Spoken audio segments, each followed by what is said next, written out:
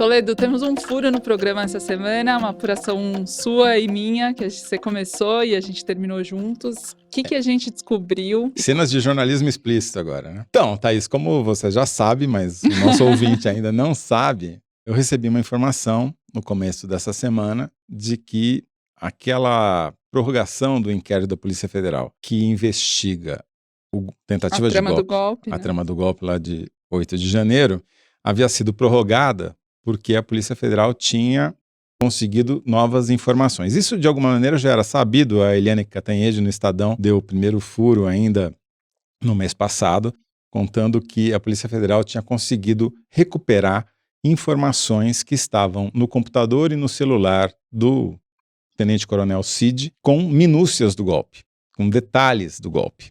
E tinha usado para isso um equipamento israelense que eles tinham adquirido que conseguia recuperar essas informações que tinham sido apagadas. Só que, até aí, já se sabia, nem todos os pontos haviam sido ligados, que eu acho que é um pouco o papel da gente aqui hoje, mas tinha uma informação nova dentre esses detalhes que eles conseguiram recuperar do material que o Cid tinha apagado, o que por si só já é, né? Notícia, né? Aí já é notícia e é incriminador, né? Porque se você tem no seu computador coisas que você se preocupa em apagar antes da Polícia Federal pegar, é porque você, obviamente, quer esconder aquelas informações. Mas acho que a novidade está no conteúdo dessas informações. A gente não conseguiu apurar tudo, mas a gente apurou uma parte que eu acho que é muito importante. Sim, qual é? Eles, os golpistas, se preocuparam em desenhar minuciosamente o que seria o golpe, a operacionalização do golpe, ou seja, aquilo que já foi noticiado, que era a detenção do ministro Alexandre de Moraes, né, a prisão dele, seria uma das etapas iniciais. Mas o que a gente descobriu que é novidade é que os golpistas tinham, inclusive, levantado e anotado, deixado provas, sobre quais eram os nomes de cada um dos seguranças que estaria prestando serviços de segurança, né, de guarda ao ministro Alexandre de Moraes no dia do golpe e até qual o armamento que cada um deles estaria portando. E a novidade não era só do Alexandre de Moraes. Tinha mais uma pessoa que estava sendo totalmente monitorada, que era o presidente Lula, e os seguranças do presidente Lula. Então, o que a gente descobriu é que está em posse da Polícia Federal a informação de que os golpistas que estavam planejando executar esse golpe já tinham desenhado, esquadrinhado e acompanhado e descoberto todo o itinerário dos seguranças, tanto do ministro Alexandre de Moraes quanto do presidente Lula, para onde eles iam, para onde eles não iam, que horas eles iam, que horas eles não iam. Mais importante, quem eram eles, né? Sim. O nome deles, a identidade deles e como que eles fariam a segurança daqueles que eles estavam protegendo. Exatamente, porque quando você faz isso, né, quando você se preocupa em saber quem vai estar na segurança, quando vai chegar, quando vai sair, de onde vem, para onde vai e principalmente que armas eles vão ter, é porque você não está planejando chegar lá e fazer um convite para o Alexandre de Moraes, venha cá, Alexandre, comigo, que a gente vai até ali na esquina. Não, você está prevendo um confronto armado com essas pessoas. O que é mais grave, um confronto armado com o presidente da República. Não é pouca coisa, né? Essa foi a novidade que me sopraram e que você conseguiu confirmar, que foi muito importante, porque sem confirmação a gente não ia contar essa história. E aí, Thaís, não por coincidência, aconteceram novos depoimentos dentro dessa semana, nesse mesmo inquérito. Primeiro foi o Ramagem, que era delegado da Polícia Federal, foi diretor da ABIN durante o governo Bolsonaro. Ele tentou transformá-lo em chefe da Polícia Federal e não conseguiu. E mais, né? Não só dele. Outros... É importante o Ramagem porque a ABIN, como a gente sabe, teve um papel fundamental no golpe, seja por ação, seja por omissão. E, além do Ramagem, que foi convocado a depor de novo, depois ele tinha sido candidato derrotado a prefeito do Rio de Janeiro, né? Junto com ele, logo em seguida, foi convocado o hoje general Nilson Diniz Rodrigues. Hoje ele comanda um destacamento de selva, mas na época ele era ainda coronel. E a origem dele são os Kids Pretos, que é aquela tropa, as forças chamadas Forças Especiais do Exército, naquele quartel lá fica em Goiás, que teve um papel preponderante nesse golpe, né? Da onde vem o Cid, inclusive. Exatamente. O Cid deveria ser o substituto desse coronel como comandante desse destacamento, né?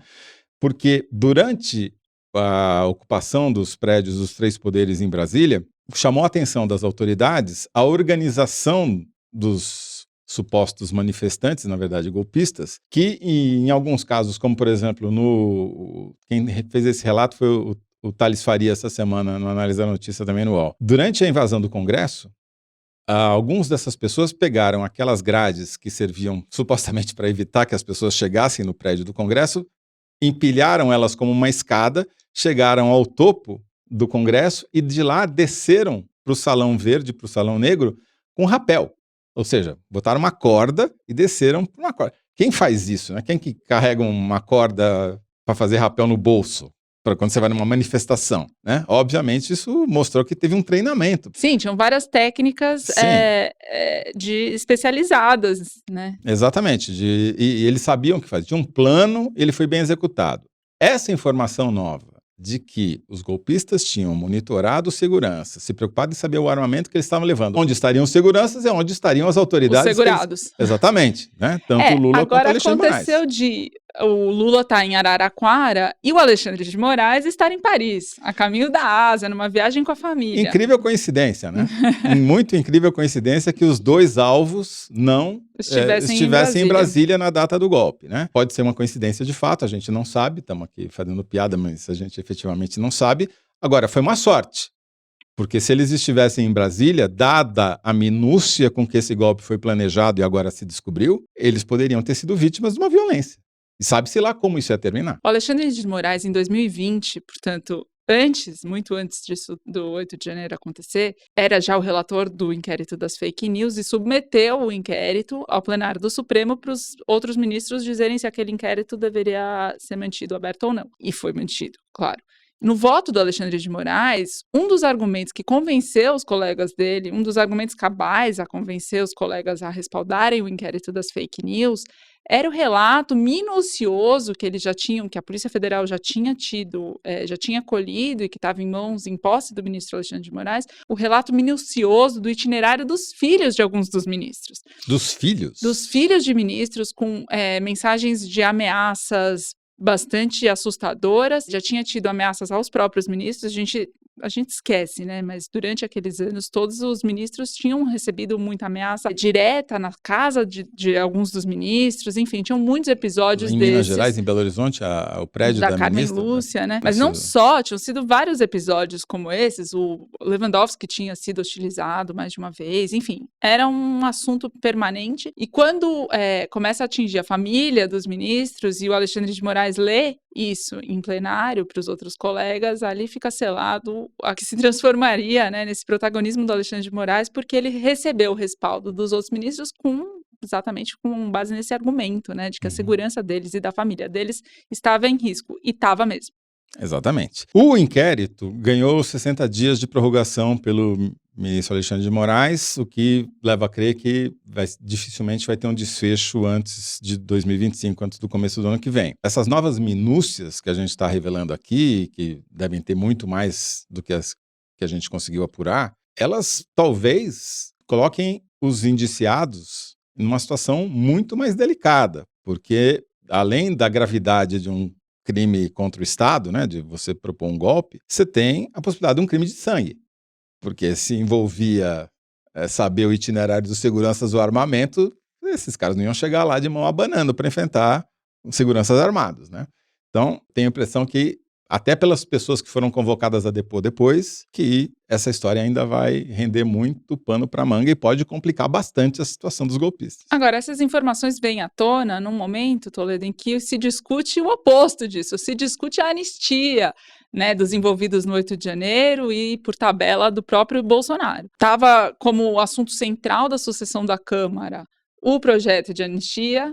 O Lira deu um passo atrás na tramitação desse projeto de anistia, tirando da CCJ, colocando numa comissão especial, ou seja, dando uma esvaziada nesse tema que estava central para, sei lá, o apoio do PL do Bolsonaro ao Hugo Mota, a gente já discutiu isso, mas não estava restrita à Câmara dos Deputados e à sucessão do Arthur Lira. Esse assunto da anistia é um assunto que está sendo muito discutido no universo político, inclusive por um personagem que volta a ter mais relevância agora essa semana, depois de uma entrevista do Bolsonaro na Folha nessa quinta-feira, que é o Michel Temer. O Michel Temer, na semana passada, falou para mim e para Raquel Landim que ele era favorável a uma espécie de progressão da pena para os condenados do 8 de janeiro.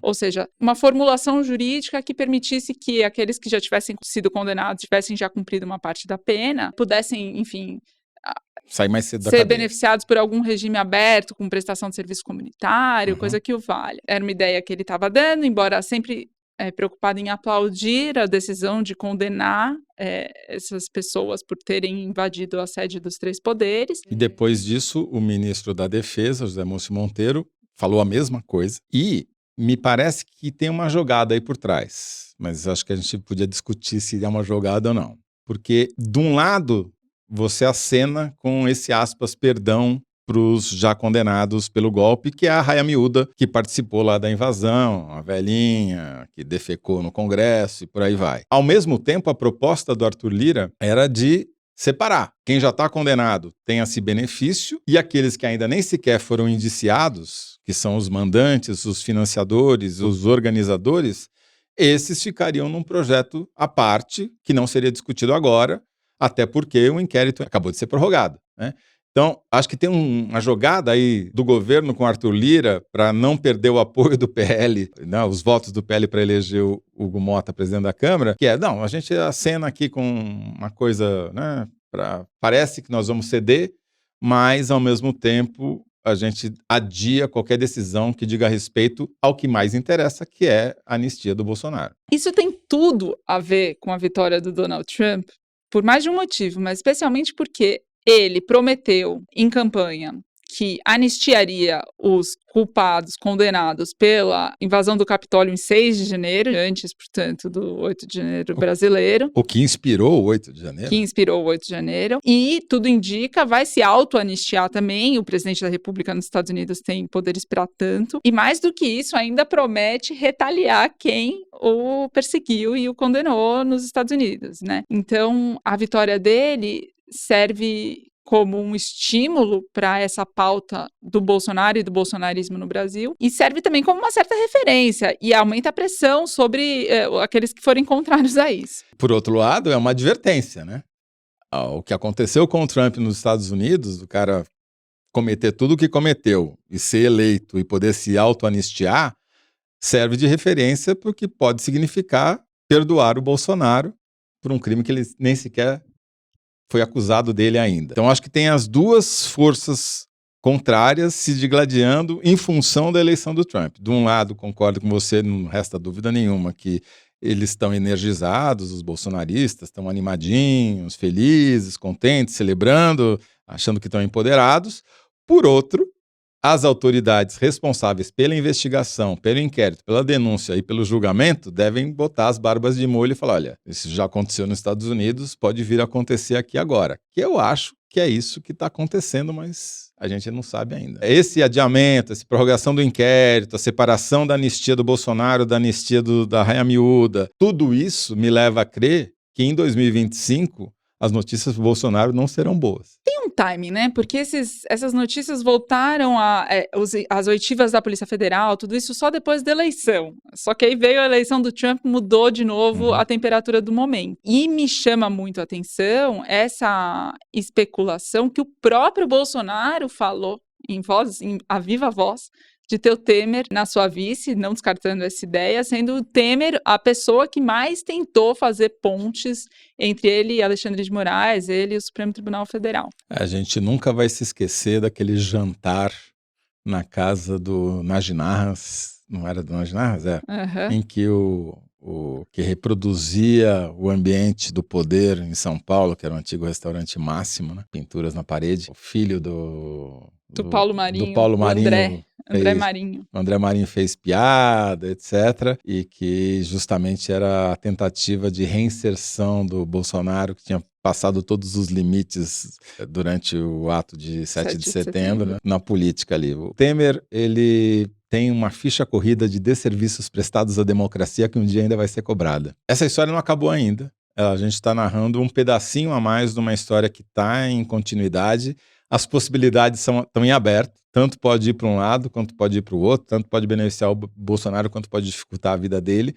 Vai depender muito, eu acho, do desdobramento desse inquérito, quando essas novas informações, todas elas vierem à luz, não apenas os detalhes que a gente está contando aqui. Né? E Toledo, tudo isso, lembrando que o Bolsonaro está inelegível. Diferentemente do Trump, que podia se candidatar e, se eleito, tomar posse condenado, aqui no Brasil não. O Bolsonaro está inelegível, ele tem um longo caminho até conseguir estar na urna de novo e, eventualmente, chegar lá. Obrigatoriamente, ele precisa aprovar uma lei para cancelar a decisão transitada em julgado, que tornou ele inelegível.